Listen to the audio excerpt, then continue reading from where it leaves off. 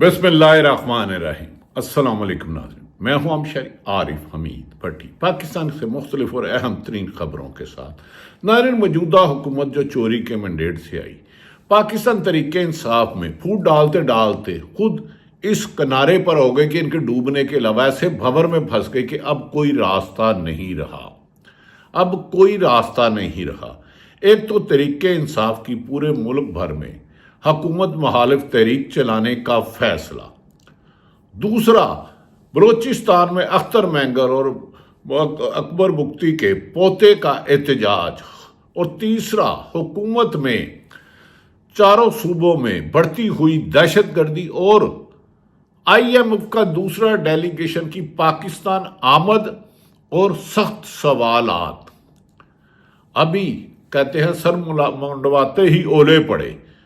साहब मौजूदा वज़ीर आज़म ने एक बयान दिया कि पाकिस्तान में महंगाई कम तरीन सतह पर आ गई, कि इस वक्त महंगाई का जिन पाकिस्तान में लोगों कर बिल्कुल समुंदर बोझ कर चुका है, कि अमेरिकन डेलीगेशन सेनेटर समेत वो सेनेटर भी पाकिस्तान में आ रहे हैं जिन्होंने मादी में फ्री इमरान खान का ट्वीट किया था।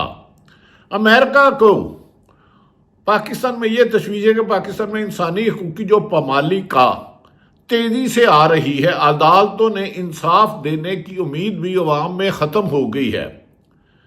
मीडिया में हुकूमत पर तनकीद करने वाले या एस्टेब्लिशमेंट के गैर जरूरी रोल पर की निशानदेही करने वाले सहाफ़ियों को चुन चुन कर शहीद अरशद शरीफ से लेकर काशिफ बासी और इसमें दर्जनों और सहाफ़ियों का साफ आज़ादी राय पर कदगन सहाफत का कत्ल इस वक्त दुनिया में ज़ेरे बहस है, और पाकिस्तान इस वक्त इंसानी हकूक़ की पामाली में सबसे आगे जा चुका है।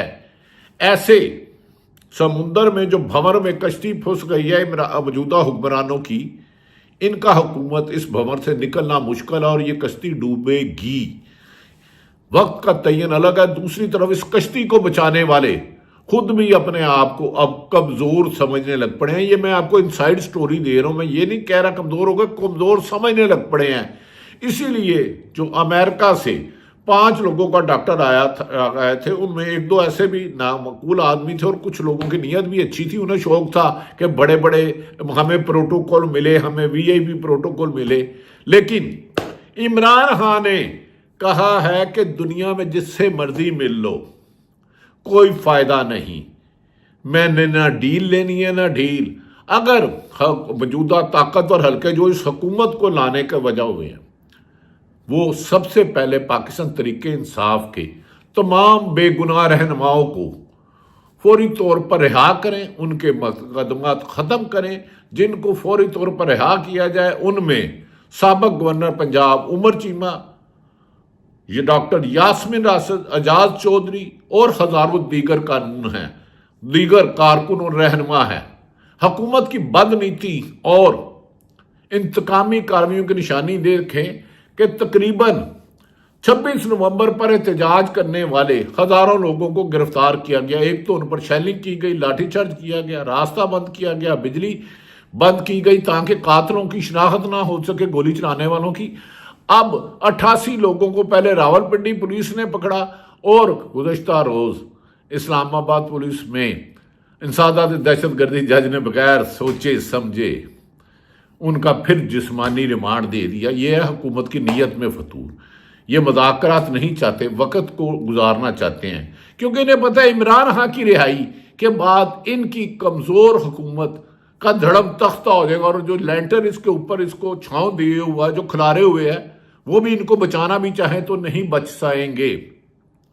दूसरी तरफ नाज़रीन, पाकिस्तान तरीके इंसाफ की क़यादत ने सख्त नोटिस लेते हुए अली अमीन गंडापुर की, असद कैसर और तैमूर झगड़ा के बारे में नामुनासिब अल्फाज के इस्तेमाल पर उन्हें वार्निंग दी है कि आप गैर जिम्मेदाराना सोशल मीडिया पर गुफ्तगू बंद करें। इससे पाकिस्तान तरीके इंसाफ की काज को नुकसान पहुंच रहा है। इस वक्त पूरी तरीके इंसाफ और पाकिस्तान के वकला, पाकिस्तान की पूरी सियासी क़यादतें इमरान खान की रिहाई के लिए जदोजहद कर रहे हैं। आपके एक दूसरे के झूठे इल्ज़ाम और नामुनासिब अल्फाज का इस्तेमाल काज में नुकसान पहुंचा रहा है, जिस पर अली अमीन गंडापुर को पाबंद किया गया है। کیا سلمان اکرم راجہ نے کہ آپ نے کوئی بیان نہیں دینا. اسد قیصر اور کہا جا رہا ہے تیمور جھگڑا سے بھی ٹیلی فونک رابطہ کیا گیا. تیمور جھگڑا کو 2017 میں خود بانی پی ٹی آئی عمران ان کے کمپیٹنسی، ان کی قابلیت، ان کی محنت اور ملک سے محبت کی وجہ سے پاکستان لائے تھے. وہ جب تیمور عظمت صاحب نے خود کہا کہ جب وہ ایک کنسلٹنسی میں $50 منتھلی امریکن ڈالر لے رہے تھے، لیکن علی امین گنڈا پور کو لگتا ہے کبھی کبھار ایماندار لوگوں سے چڑ ہو جاتی ہے جو اختلاف کرتے ہیں. جو پاکستان میں اختلافی رائے سننے والوں کو کبھی غدار کہہ دیا جاتا ہے، کبھی باغی کہہ دیا جاتا ہے، لیکن اپنے گریبان میں نہیں جھانکتے کہ اپنے اختیارات سے تجاوز کرتے ہوئے. غامدی صاحب نے کہا ہے پچھلے 76 سال سے اسٹیبلشمنٹ جمہوریت کو مضبوط ہی نہیں ہو رہی، ڈائریکٹ یا انڈائریکٹ ان کا کنٹرول، ریموٹ کنٹرول اپنے ہاتھ میں رکھ رہی ہے، جس کی وجہ سے پاکستان ترقی نہیں کر رہا. اس سے پہلے مولانا طارق جمیل صاحب بھی پاکستان میں کہہ چکے ہیں کہ عمران خان کی پر جو جبر ظلم ہوا 70 سالوں میں نہیں دیکھا. اب عمران خان کی گواہی کی پاکستان کی 80% آبادی، اوورسیئرز سے 95% آبادی اور دنیا بھر گواہی دے رہی ہے. اور عمران خان کی بہن اب منگل کے روز اڈیالہ جیل میں ملاقات کی جائے گی. جو لارجر بینچ جس کی ہے سپریم کورٹ پر حملہ کرنا، سپریم کورٹ کے حکم نہ ماننا، یہ تو حکومت کی فطرت ہے، عادت ہے، تکبر ہے. ماضی میں بھی نواز شریف صاحب نے سپریم کورٹ پر حملہ کیا تھا. ایک چیف جسٹس، ایک آرمی چیف جنہوں نے بعد میں غلط مارشل لگایا پرویز مشرف، ان کو گرفتار کرنے کے لیے جہاز بڑھا دیا. انہوں نے ہمیشہ ان ججوں سے انتقام کا نشانہ نون لیگ نے بنایا، خصوصاً محترم نواز شریف نے، جو انصاف پسند تھے، جو آئین اور قانون کے مطابق چلتے تھے، جو طاقتوروں کی اسٹیبلشمنٹ کے نہ نظر آنے والی طاقتوں کے حکم نہیں مانتے تھے. اور اسی طرح پولیس میں ایسے چند لوگوں کو تعینات کیا گیا جنہوں نے اپنے حلف کی خلاف ورزی کرتے ہوئے چار دیواری کا تقدس ممال کر کے پاکستان میں 76 سال میں جو ظلم و ستم کیا. ان افسران کی گرفتاری اگر عمران خان کی حکومت آتی ہے تو یقینی ہوگی آئین اور قانون کے مطابق. ناظرین، اب آ جاتے ہیں کہ عمران خان نے پاکستان تحریک انصاف کی ٹیم کو ہدایت کی ہے سختی سے. انہوں نے کہا کوئی اوورسیئرز پاکستانی اگر آتے ہیں تو انہیں کوئی مینڈیٹ نہیں ہے کہ وہ اسٹیبلشمنٹ سے میری ڈیل کی بات کرے. جسے ڈیل کرنی ہے میرے پاس خود چل کر آئیں گے، اور مجھے آئے ہیں تو میں نے انکار کر دیا. ڈیل کرنے کا ایک ہی طریقہ ہے کہ فوری طور پر پاکستان تحریک انصاف کے تمام کے جھوٹے مقدمات ختم کیے جائے. 9 مئی اور 26 نومبر کی جوڈیشل کمیشن بنایا جائے، لیکن وہ جوڈیشل کمیشن 26ویں کے بینیفیشری جج صاحبان، چاہے وہ سرفراز ڈوگر ہو یا نعیم افریدی نہیں، منصور علی شاہ، اطہر من اللہ، یا کوئی ایسے جو آئین اور قانون دباؤ نہیں مانتے، ان ججوں کے پاس لگایا جائے. اور عمران خان نے صاف میسیج دے دیا ہے جو تحریک انصاف میں ڈبل گیم کھیلے گا وہ تحریک انصاف کا حصہ نہیں ہوگا. انہوں نے کہا میں جیل میں جانتا ہوں مجھے دھوکہ دیا جا رہا ہے، میرے کچھ لوگوں کو گمراہ کر کے ساتھ ملا لیا گیا ہے، کسی کی مجبوریاں ہیں، کسی کا کاروبار تباہ کیا گیا ہے، کسی پر سختیاں کی گئی ہیں، کسی کے گھروں میں چار دیواری کا تقدس کسی کی عورتوں کو اٹھایا گیا ہے. لیکن میں اپنے اوپر ہونے والے ہر ظلم کو معاف کر دوں گا. میں اپنی 1.5 سالہ قید تنہائی بھی بھول جاؤں گا. لیکن جنہوں نے پاکستان کا اربوں روپیہ لوٹا ہے، محفل فلیٹ ہو، سرے محل ہو، یا جنہوں نے بار بار آئین توڑا ہے، سپریم کورٹ کی حکم عدولی کیا، انہیں قانون کے مطابق جواب دہ ہونا ہوگا. اور جو اداروں کے چند افسران اختیارات سے تجاوز کر رہے ہیں انہیں قانون کے دائرے میں آ کر اپنے نوکری کرنی ہوگی، ورنہ اب مزید ایسا نہیں چلے گا. ناظرین، دوسری طرف میں نے کہا کہ تحریک انصاف میں پھوٹ ڈالنے کے لگڑ بگڑ چمچے کچھے لوگوں کو تنقید کا نشانہ بنایا گیا ہے بہت زیادہ، جس پر تقسیم کرنے کی بھی کوشش کی گئی ہے، اور کافی حد تک کچھ لوگ ان کے ہتھے بھی چڑھ گئے ہیں. جس پر ناظرین یہ بھی کہا جا رہا ہے کہ عمران خان نے کہا ہے کہ پارٹی میں ایک دوسرے کے پاس سوشل میڈیا پر جنگ کرنا چھوڑ دیں. سوشل میڈیا میری طاقت تھی، اوورسیئرز پاکستانی میری ہمت، اور پاکستان کی عوام میری یہ یقینی کامیابی کی امید ہے. میں کسی سے کوئی اختلافی بات نہیں سننا چاہتا، صرف آئین اور قانون کی حکمرانی جدوجہد ہی میرا مقصد ہے.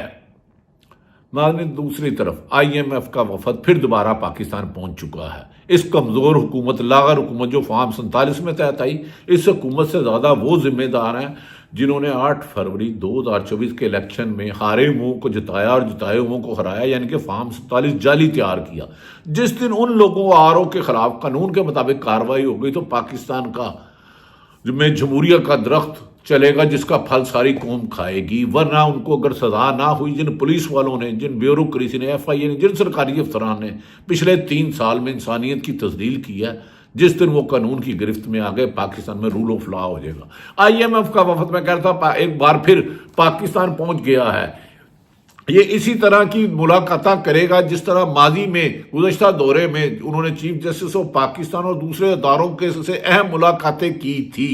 IMF के हवाले IMF के इस वफद की दोबारा तफसीलात को मंजर आम पर ना लाने का फैसला किया गया है और तहरीरी शेड्यूल को भी सीक्रेट रखने का फैसला किया गया है। जबकि IMF का वफद पाकिस्तान में गुड गवर्नेंस, करप्शन और इंसानी हकूक़ की खिलाफ वर्जियों पर भी तफसीलात मांगेगा और इस सिलसिले में उन्होंने अपनी एम्बेसियों से तफसीलात इकट्ठी भी की और बातचीत की है और IMF पाकिस्तान में दिए गए बजट की भी फाइनल मंजूरी देगा। ये होता है कमज़ोर हुकूमत अपना बजट नहीं बना सकती।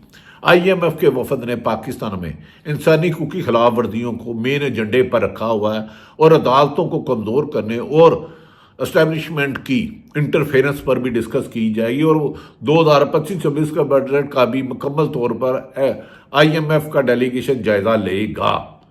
नाज़रीन, दूसरी तरफ मैंने आपसे गुजारिश की है कि 26 नवंबर को एक तो तहरीक इंसाफ के लोगों पर गोलियां चलाई गई, उनकी पहले पिंडी रावलपिंडी पुलिस ने बड़ा, आज अप्रैल आ गई है 5 अप्रैल 2025 और 26 नवंबर 2024 होने वाले जुल्म पर 88 मजीद वर्करों को इंसदाद दहशतगर्दी इस्लामाबाद ने ले लिया। ये ऐसे कुछ अफसर बेज़मीरे हैं कि जो बेगुनाह लोगों को ना सिर्फ गिरफ्तार करते हैं बल्कि उनको झूठा मुकदमे में चलान करते हैं, उन पर तशद्दुद करते हैं, 3rd डिग्री इस्तेमाल करते हैं। पहले ये रावलपिंडी पुलिस ने इनका रिमांड लिया, फिर इन्हें जुडिशल भेज दिया। अब जब इनकी जमानत करीब आई तो फौरी तौर पर इस्लामाबाद पुलिस में जो जाली मुकाबलों के माहिर एक अफसर है, जाली मुकाबला कसूर में उसकी ऐसी ऐसी मिसालें हैं कि मैं बता नहीं सकता। अब इस्लामाबाद पुलिस ने इंसादाद दहशतगर्द जैसे इनका जिस्मानी रिमांड मंगा लिया, गंजी ने धोना की ते निचोड़ना की। अब इनसे निकालेंगे क्या? नाज़रीन, दूसरी तरफ कांग्रेस, एक अमेरिकन सेनेटर्स का एक वफद आ रहा है, उनमें वो सेनेटर्स भी हैं जिन्होंने इमरान खां के लिए फ्री इमरान खां यानी कि इमरान खां को रिहा करने का किया था, वो पाकिस्तान आ रहे हैं और इस सिलसिले में वो पाकिस्तान की हुकूमत का और पाकिस्तान को हुकूमत बनाने वालों को सख्त दबाव है कि अगर अमेरिका में अगर पाबंदियाँ लगा दी तो पाकिस्तान का सऊदी अरब ने भी तमाम वीज़े ख़त्म कर दिए हैं। खारजा पॉलिसी मुकम्मल तौर पर नाकाम है, कोई ममालिक पाकिस्तान को इज्जत नहीं दे रहा। सऊदी अरब जो दरीना दोस्त है उन्होंने इतनी पाबंदियाँ पाकिस्तान पर लगा दी हैं कि अब पाकिस्तान में वहाँ से रोज़गार जाने की ख्वाहिश रखने वालों को एक बहुत बड़ी बेरोज़गारी की लहर आ सकती है। दूसरी तरफ नाज़रीन, आसफ अली जरदारी जिन्होंने नहरें निकालने का हुक्म दिया था, खुद हुक्म दिया था, अब वो अस्पताल में, ज़ियाउद्दीन अस्पताल में हैं जहां डॉक्टर आसिम उनके दोस्त हैं। नवाब शाह तबीयत हुई, हालत उनकी सीरियस है और उनकी मुलाकातों पर पाबंदी लगा दी गई है क्योंकि उन्होंने नहर का हुक्म दिया था। बिलावल भुट्टो गोंगलुओं से मिट्टी झाड़ने के लिए या सिंध में होने वाले एहतजाज को ठंडा करने के लिए कह रहे हैं कि हम सिंध से नहरें नहीं निकालने दिए जाएंगे, जबकि ये मंजूरी खुद आसफ अली जरदारी ने दी है। इसीलिए उनकी मुलाकातों पर पाबंदी है क्योंकि आसफ अली जरदारी से जब मीडिया के सामने आएंगे वो सवाल करेंगे, जनाब इसकी मंजूरी तो आपने दी है, तो अब आप एहतजाज क्यों कर रहे हैं? जब आप ताकतवर हलकों ने आपको हुकूमत दी थी तो आपने कहा था हम अच्छे बच्चे बन करेंगे। जैसे शहबाज शरीफ ने कभी इनकार किया, नवाज शरीफ यासमीन राशिद से हारा, वजीर आज़म नहीं बनाया, बेचारे चुप करके जाती उम्र पे दही खा रहे हैं, मौजा कर रहे हैं। इसी तरह आसफ अली जरदारी भी अच्छे बच्चे हैं। नाज़रीन, बदकिस्मती है, जुल्फ़कार अली भट्टो के पोते को कल जलसा किया, उसकी तकरीर किसी ने नहीं दिखाई, लेकिन आसफ अली जरदारी के बेटे बिलावल भट्टो की दिखाई। जुल्फ़कार अली भट्टो एक अच्छा लीडर था, बड़ा लीडर था। गलतियाँ इमरान खान से भी हुई, नवाज शरीफ से भी हुई, जरदारी साहब से भी हुई और लोगों से भी हुई, लेकिन उसकी तकरीर मीडिया पर नहीं दिखाई। मीडिया को लागर कर दिया गया। अज़हार राय पर कदगन की इंतहा हो चुकी है।